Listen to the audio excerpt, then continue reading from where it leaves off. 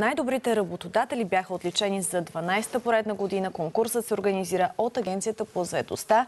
Награди получават фирмите, които през годината са наели повече хора на работа, благодарение на възможностите на Оперативната програма Развитие на човешките ресурси на Министерството на труда и социалната политика, както и по програми и мерки, финансирани от държавния бюджет.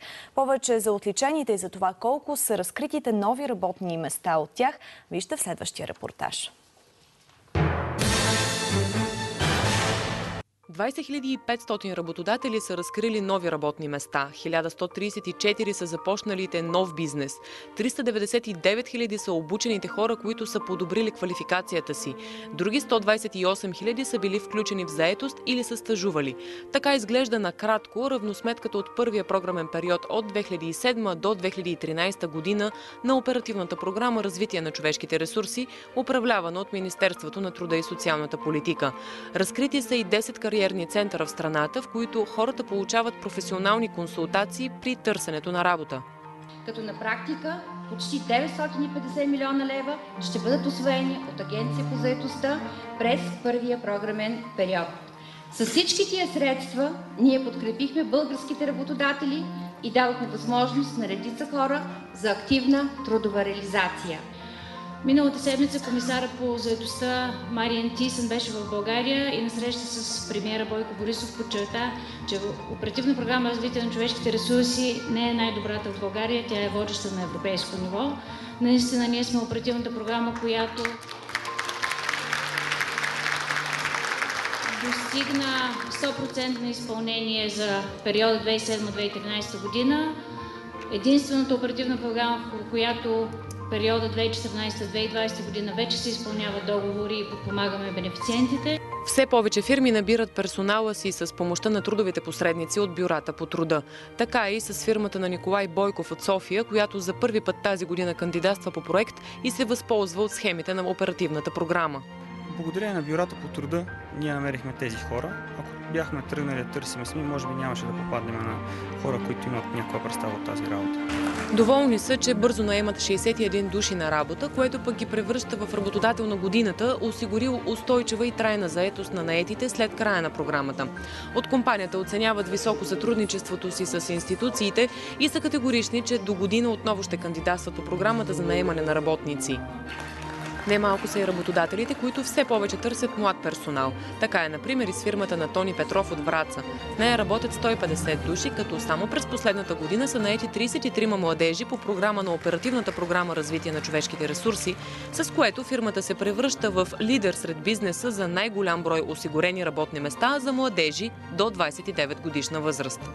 Предмета на дейност на фирмата е строителство на пътища, така че естеството на работа предполага наемането на млади хора. Те са по-амбициозни, с по-голяма отговорност се отнасят към дейността. Работим на територията на цяла северо-западна България, отлично с бюрата по труда в Монтана, в Враца преди всичко. Така че и през следващата година също ще наемем хора, тъй като освен с дейността пътно строителство се занимаваме и с зимно поддържане. На церемонията за отличаване на най-добрите работодатели за 2015 година бяха раздадени награди в още 4 категории. Общото между всички финалисти е, че чрез дейността си всеки един от тях е подпомогнал за чувствителното намаляване на безработицата у нас. Това подчертаха от Министерството на труда и социалната политика. По данни на Евростат през октомври 2015 година, средното равнище на безработица в страните от Европейския съюз е 9,3%, а за България 9,5% и е само с 0,2% по-високо от средното за Европейския съюз. Основен акцент при изпълнението на политиките на пазара на труда е осигуряването на стимули за бизнеса, за разкриване на повече работни места, чрез инвестиции в квалификацията, знанията и уменията на работната сила.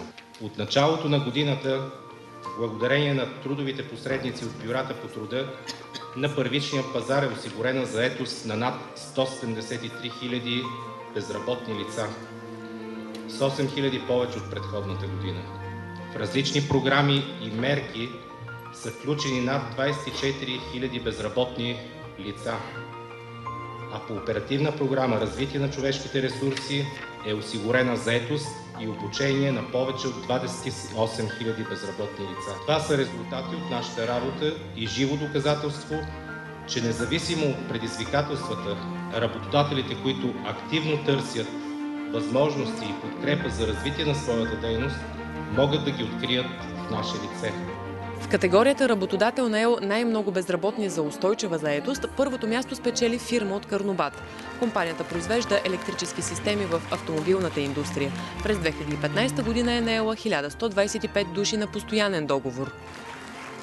Компанията наела най-много безработни на сезонна заетост, пък е представител на туристическия бизнес. През последния летен сезон тя осигурила работа на 744 безработни лица.